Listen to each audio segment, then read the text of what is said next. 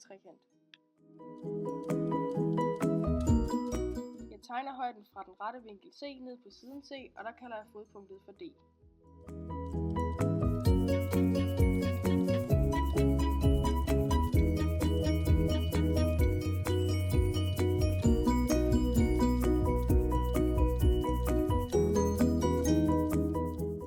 Trekanterne ABD, ACD og BCD er alle ensvinklede. Linjestykket AD kalder jeg X, og linjestykket DB kalder jeg Y.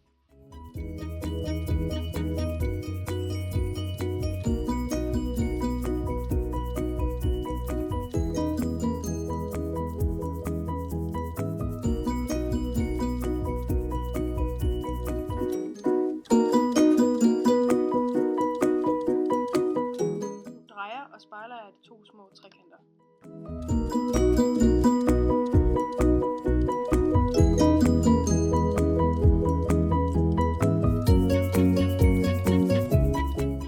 Trekanterne er ensvinklede med siderne også i samme forhold. Så får vi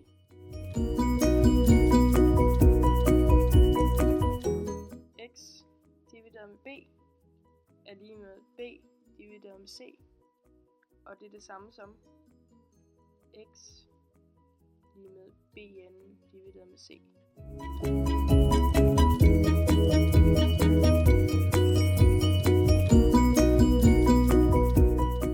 Og så har vi y divideret med a er lige med a divideret med c, og det er så det samme som y lige med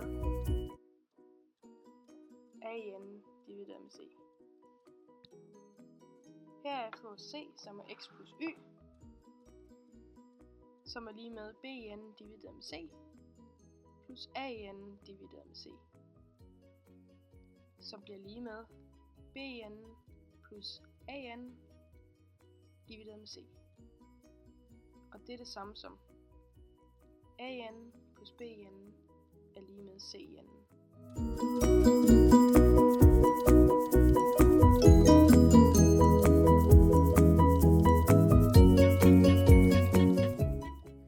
Vi gennemfører et bevis i hjælp af en ensvinklet trekant.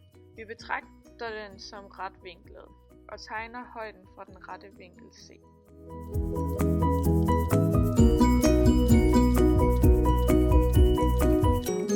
Den får fodpunktet D på linjestykket AB. Vi tegner en rektangel udenom trekant ABC. Vi vælger et punkt uden for trekanten, som vi kalder E, så ACBE bliver et rektangel. Vi benytter betegnelserne C1 er lige med GC og C2 er lige med CF. Så hypotenusen C i trekant ABC er givet ved, at C er lige med C1 plus C2.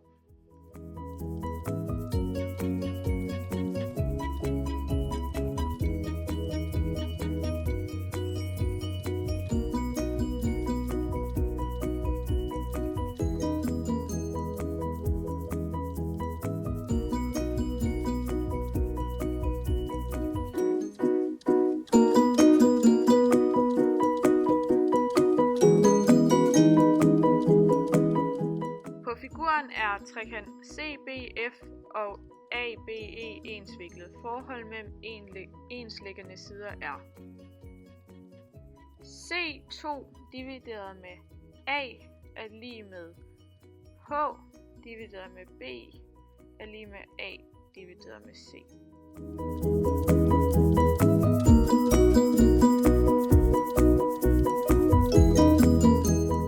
Desuden ser vi, at trekant ACG og trekant ABE også er ensvinklet.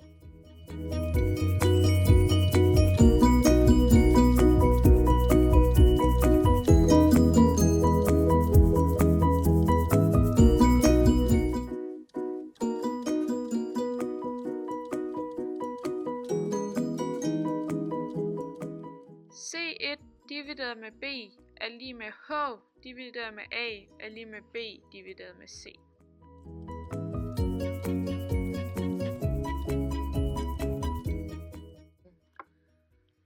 C2 divideret med A er lige med A divideret med C, som er det samme som C gange C2 er lige med A i anden.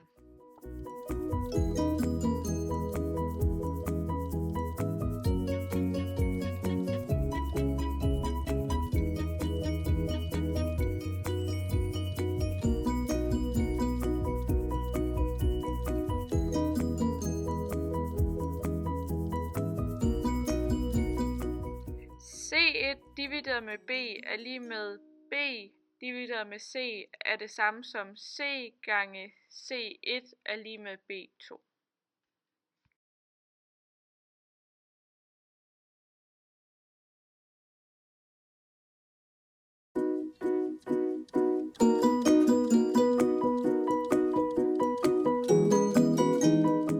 Vi lægger de to ligninger sammen.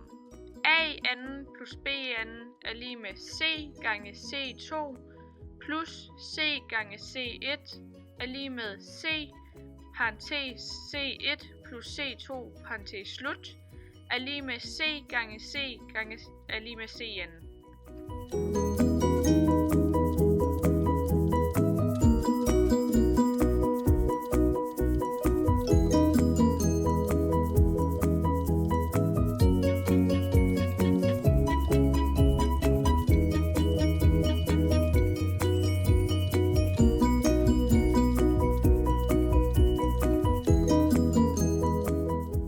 Derved får vi A anden plus B anden er lige med C i anden.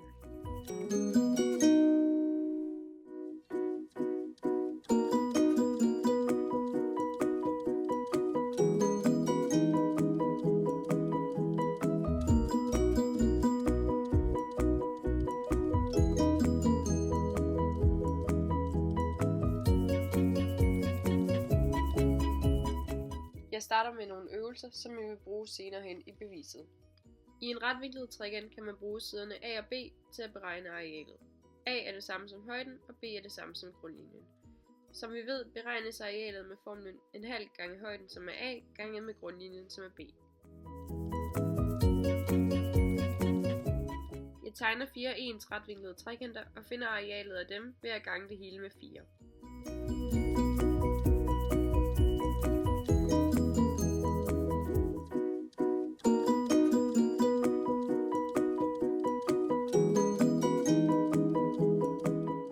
Det kan reduceres ved at gange 4 med en halv, som er det samme som 2.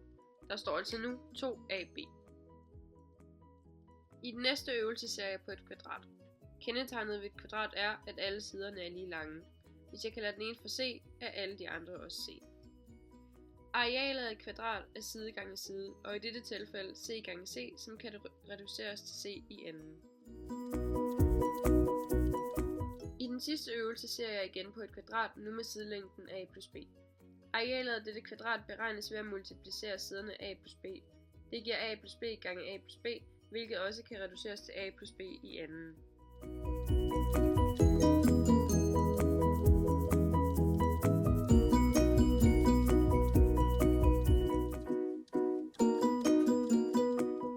Jeg ved nu, at arealet af et kvadrat er afhængig af siderne, og at siderne derfor også må være afhængige af arealet. Dette vil jeg nu bruge i beviset. Det første jeg gør er at tegne et stort kvadrat. Inde i det tegner jeg et mindre kvadrat, der går ud til det store kvadrats sider, og tilsammen danner 4 ens retvinklede trekanter. Ligesom i den tidligere øvelse er siderne A og B, der samtidig giver det store kvadrat sidelængden A plus B. Det lille kvadrats sidelængde kalder jeg for C.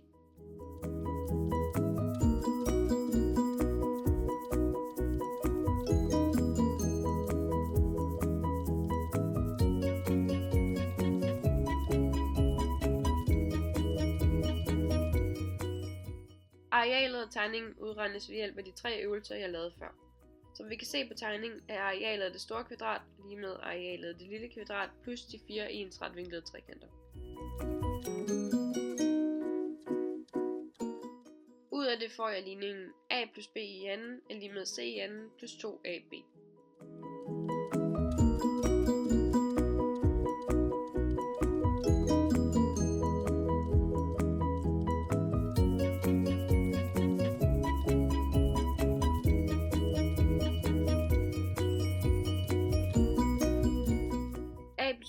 anden er det samme som a plus b gange a plus b, og jeg multiplicerer så de to parenteser, hvilket giver a i anden plus b i anden plus 2ab lige med c i anden plus 2ab.